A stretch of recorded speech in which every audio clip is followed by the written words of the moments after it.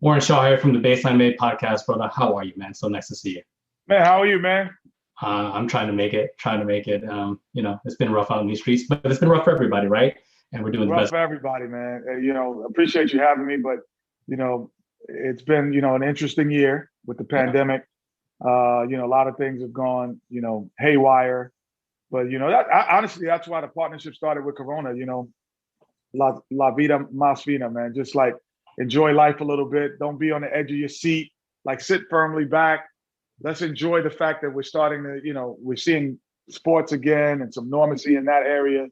And that's how it started, man. And that's why we're here, man, just to enjoy the moment a little bit.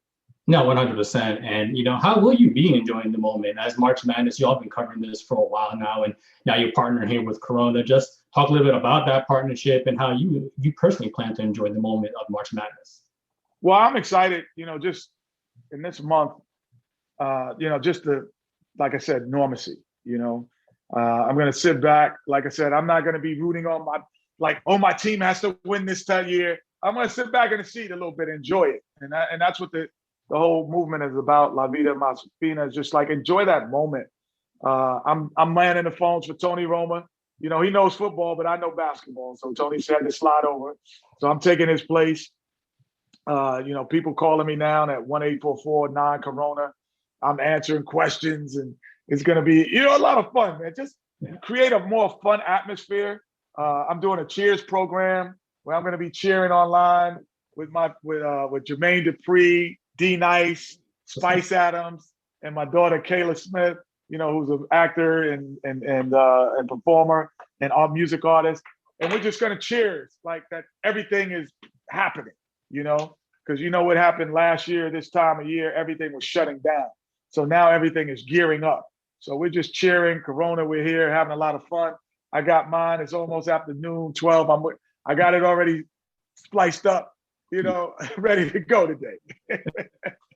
I was listening to something. It was kind of funny too, because I was hearing like you didn't even drink for a while, and now Corona's got you on here. That's what's kind of like, what's up? You know what I mean? Yeah.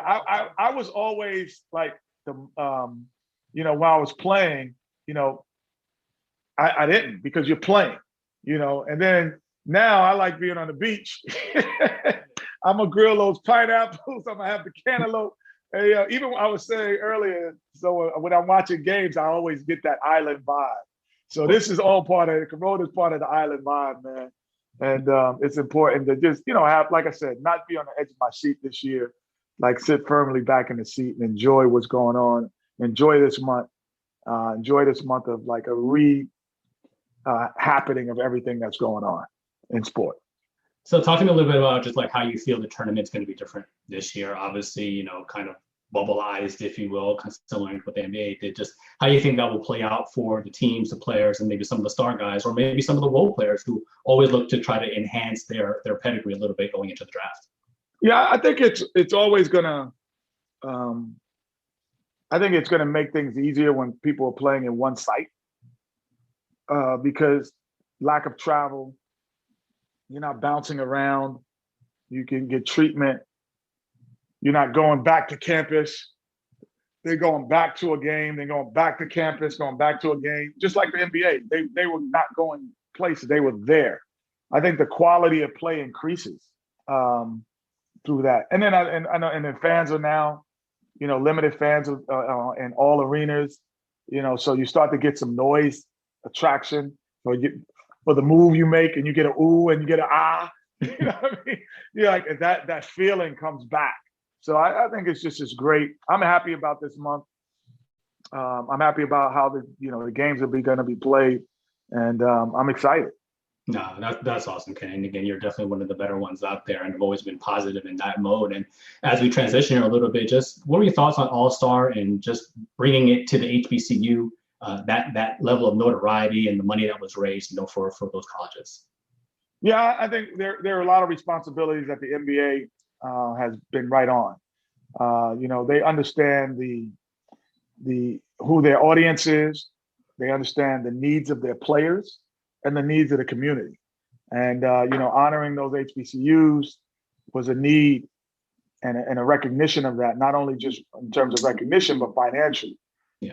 And that inclusion.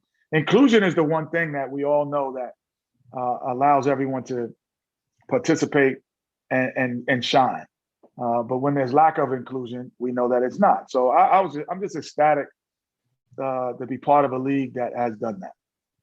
So last one, because I know you got to run here, Kenny, but just the inside the NBA, just the way that documentary played out, right? Like it's been, I'm sure you've got nothing but an outpouring of love. And I think yours was particularly poignant because honestly, my wife doesn't love the show, but now she's become a fan after watching the documentary. And she understands some of the great stuff that you all do, even behind the scenes. And some of the stuff you did alluded to me, like just what it means to be a leader, right? And your part of it is called the role player, but leaders need to know how to step back as well too, and role players need to know when it's their turn to step up. Just where does that come from? Is that just home training, just from playing, just from being around, just because the way you acknowledge everybody and like that really is important about being a leader, bringing everybody together like that? See, I if I was naming the show, I'd have said I would have called my segment the point guard. Yeah, that makes sense. The point guard just understands when to give someone the ball, get out his way, when to keep it. Like all of those things that you talk about, you need to be not maybe the modern day point guard, but the point guard of the era I grew up in. And I had to deal with egos. I had to understand, you know, if you're running a break and you have Michael Jordan on one side and you have Sam Perkins on the other, one of those guys, both of those guys are first team All-Americans, and one of them is not going to get the ball. Right. So you have to understand how to manage that. And so for me, as a point guard, I've always been able to do that. So my role has always been the point guard, and understanding, and then understanding what the coach wants implemented. So as the director, so I have to get that out to everyone as well. So I'm the point guard more than the role player. I know how to play the point real well, brother, real well. And so, like I said, and that's my role here. I'm the point guard. I man the phones.